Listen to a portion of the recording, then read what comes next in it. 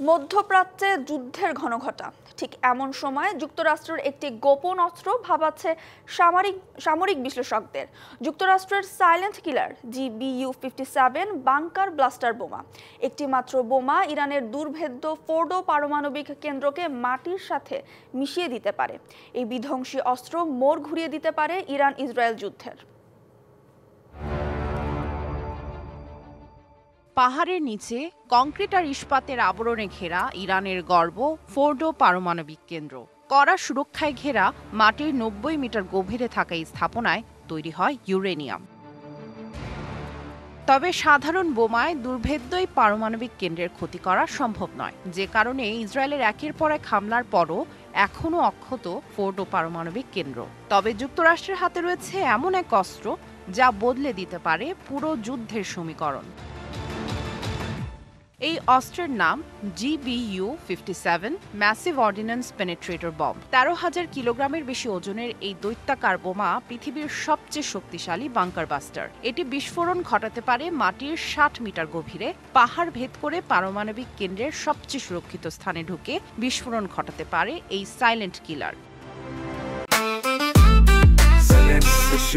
জেনেক্সে shift করো, লাইফকে lift করো।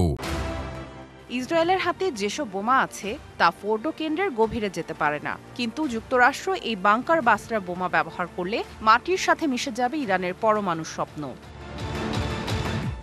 তবে এই বোমা এতটাই শক্তিশালী যে একমাত্র যুক্তরাষ্ট্রের B-2 স্টেলথ বম্বার যুদ্ধবিমান দিয়েই এটি বহন করা সম্ভব, যা রাডারে প্রায় অদৃশ্য।